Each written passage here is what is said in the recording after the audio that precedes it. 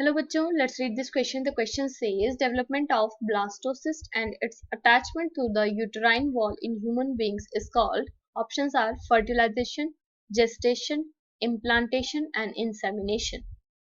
So the key concept here is implantation.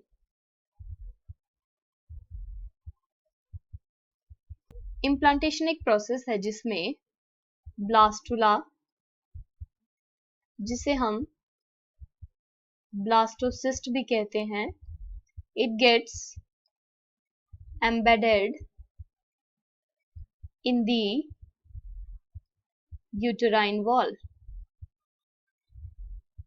इसमें भी जो इसकी एंडोमीट्रियल लेयर होती है. अगर हम ह्यूमन रिप्रोडक्शन के स्टेप्स देखें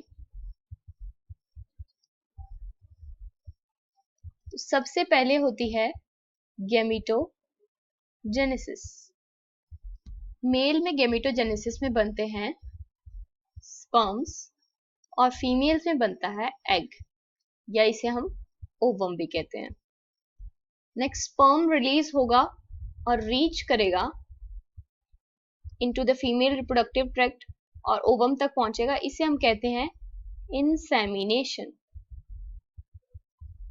इसके बाद इनकी फ्यूजन हो जाएगी और फ्यूजन को हम कहते हैं फर्टिलाइजेशन.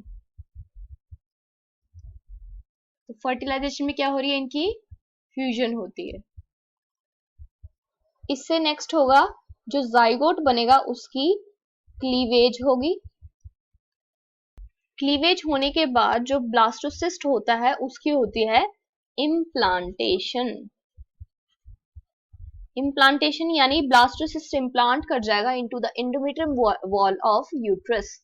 उसके बाद ये अंडरगो करेगा एक कंप्लीट जेस्टेशन पीरियड जिसमें फीटल डेवलपमेंट होती है, और जब पूरा फिटस तैयार हो जाता है तो उसकी डिलीवरी हो जाएगी यानी पार्चुरेशन. क्वेश्चन में पूछा development of blastocyst and its attachment to the uterine wall in human beings is called. Option पहला है फर्टिलाइजेशन. तो फर्टिलाइजेशन में क्या होती है, फ्यूजन किसकी, गैमीट्स की, इसलिए ये ऑप्शन इनकरेक्ट है. नेक्स्ट है जेस्टेशन. जेस्टेशन पीरियड जो है वो पूरा डेवलपमेंट का प्रोसेस होता है जिसमें कंप्लीट फीटस जो है वो एक पूरा इंडिविजुअल तैयार होता है, तो ये ऑप्शन भी इनकरेक्ट है. नेक्स्ट है इम्प्लांटेशन. तो इम्प्लांटेशन क्या होती है, यहाँ पे इम्प्लांट होता है हमारा blastocyst into the endometrium wall of uterus, तो ये ऑप्शन हमारा करेक्ट हो जाता है. ऑप्शन डी है इंसेमिनेशन. तो ये ट्रांसफर है स्पर्म्स के मेल रिप्रोडक्टिव ट्रैक्ट से फीमेल रिप्रोडक्टिव ट्रैक्ट में, तो ये ऑप्शन इनकरेक्ट हो जाता है. So the final answer is option C, implantation. Hope you understood it well. Best of luck.